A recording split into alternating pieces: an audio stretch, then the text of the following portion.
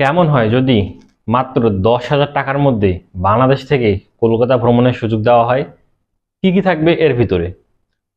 যদি আপনাদেরকে ভিসা করে দেওয়া হয় এর মধ্যেই, যদি ট্রাভেল ট্যাক্স পরিশোধ করে দেওয়া হয় এর মধ্যে থেকেই, এমনকি বাংলাদেশ থেকে বর্ডার পর্যন্ত বা কলকাতায় পৌঁছানো, হোটেল বুকিং, খাওয়া দাওয়া, ঘোরাঘুরি, সমস্ত কিছু অর্থাৎ ভিসা, বাংলাদেশ থেকে কলকাতায় যাওয়া আসা, প্লাস হচ্ছে কলকাতার সমস্ত জায়গায় ঘোরাঘুরি করা, থাকা খাওয়া সব কিছু যদি 10,000 টাকার মধ্যে দেওয়া হয়, তাহলে আপনারা কে কে যাবেন কলকাতায় ভ্রমণে? জি হ্যাঁ দর্শক, আপনাদের জন্য, যারা আমার সাবস্ক্রাইবার তাদের জন্য একটা সারপ্রাইজিং অফার রয়েছে। সামনের কোরবানির ঈদের ছুটিতে বাংলাদেশ থেকে কলকাতা যাব আমরা, সেই জন্য যে অফারটা থাকছে সেটা নিয়ে আজকের ভিডিওটা। তো এতক্ষণ যে কথাগুলো বললাম শুনে হয়তো অবাক হয়েছেন যে 10,000 টাকার মধ্যে এতগুলো কিভাবে সম্ভব। সেটা শুধুমাত্র যারা আমার সাবস্ক্রাইবার বা আমার কাছ থেকে ভিসা আবেদন করে নেন তাদের জন্য এই অফারটা। তো সেটা নিয়ে এখন আমি বিস্তারিত আলোচনা করব। তার আগে যারা আমার চ্যানেলে নতুন যোগদান করেছেন অবশ্যই সাবস্ক্রাইব করতে ভুলবেন না। সেই সাথে আপনাদের কোনো প্রশ্ন থেকে থাকলে কমেন্ট করে জানাতে পারেন এবং কি ডিসক্রিপশনে দেওয়া লিংকে পেজে এসএমএস করতে পারেন। তো আসেন, সবার প্রথমে যেটা হচ্ছে বাংলাদেশ থেকে দর্শন মানে ভারতে যাওয়ার যে বিষয়টা, এই প্যাকেজটার মূল্য 10,000 টাকা, এর বেশি 1 টাকাও আপনাদের লাগবে না। রুপির দাম বাড়ুক বা কমুক, 10,000 টাকা। ঠিক আছে, এখানে কি কি পাবেন?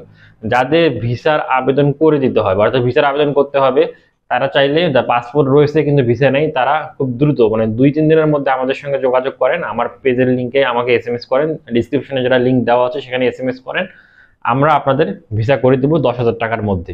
এবং যাদের ভিসা করা আছে তারা কি করবেন? যাদের ভিসা করা আছে তাদের এখান থেকে 1,000 টাকা মাইনাস যাবে, তারা 9,000 টাকার মধ্যে যেতে পারবেন। তো যাওয়ার প্ল্যানটা কিরকম সেটা আপনাদের সঙ্গে শেয়ার করি।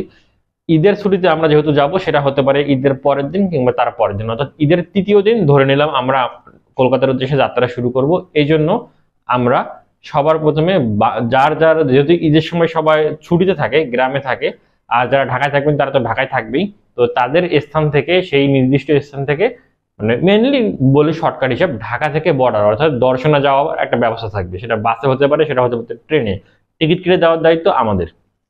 এরপরে দর্শনা থেকে আমরা গেদে বর্ডার পর্যন্ত যাব, জয়নগর যে বর্ডার সেখানে যাব, সেখানে গিয়ে বর্ডারের সমস্ত কাজকর্ম আমরা করে দিব, কোনো রকম ঝামেলা পোহাইতে হবে না। তারপর সেখান থেকে আমরা ভারতে প্রবেশ করব, ভারতে গিয়ে সমস্ত কাজ কারবার যা যা করা লাগে সবকিছু করে ট্রেনে উঠে কলকাতায় অর্থাৎ শিয়ালদা পৌঁছবো। শিয়ালদা থেকে আমরা যাব হচ্ছে মার্কোস স্ট্রিট নিউ মার্কেটের এরিয়া, সেখানে গিয়ে আমরা হোটেলে উঠবো। ফ্রেশ হওয়ার পর একটু ঘুমটুম দিব, দেখা গেল যে 2-2.5 ঘন্টা ঘুমাবো, তারপর আমাদের ঘোরাঘুরির পাড়া শুরু হবে। যদি আমরা ভারতের অর্থাৎ শিয়ালদা স্টেশনে পৌঁছাইতে পারি হচ্ছে 12টা থেকে 1টার মধ্যে, তাহলে আমরা 3টা পর্যন্ত রেস্ট নেওয়ার পর আমরা 4টার পর আমরা বের হয়ে যাব কলকাতা শহর ঘুরে দেখার জন্য। এখান থেকে আমাদের ঘোরাঘুরি শুরু হবে। আমরা কোথায় কোথায় ঘুরবো সেটা বলি। আমরা ঘুরবো কলকাতার সব থেকে ঐতিহ্যবাহী যে স্থান, সেটা হচ্ছে ভিক্টোরিয়া মেমোরিয়াল, এর পাশেই একটা সেন্ট পল চার্চ রয়েছে সেটা।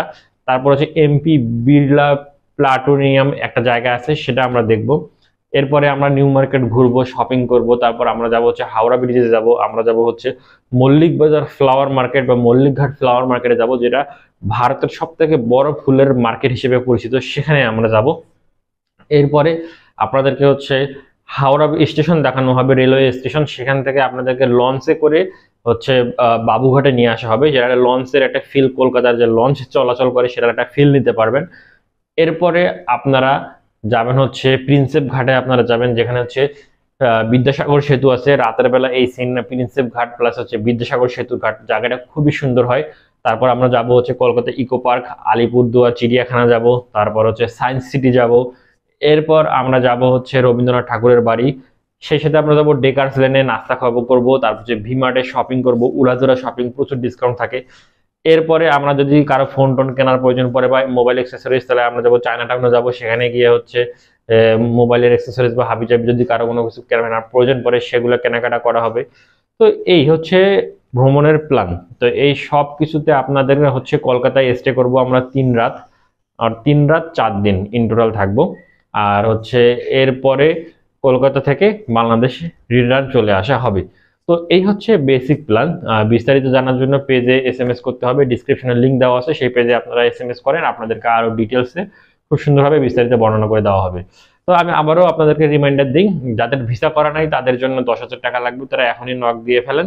10,000 টাকার মধ্যে আপনার ভিসা করে দেওয়া হবে, ট্রাভেল ট্যাক্স পরিশোধ করা হবে, প্লাস পুরো কলকাতা শহরের যতটুকু সম্ভব এক্সপ্লোর করা হবে, থাকা খাওয়া সবকিছু এর মধ্যে ইনক্লুড। আর যাদের ভিসা করা আছে তাদের জন্য লাগবে 9,000 টাকা। তো আর দেরি করবেন না, যাদের যাদের কলকাতা যাওয়ার ইচ্ছা আছে কোরবানির ঈদের ছুটিতে দ্রুত পেজে এসএমএস করেন।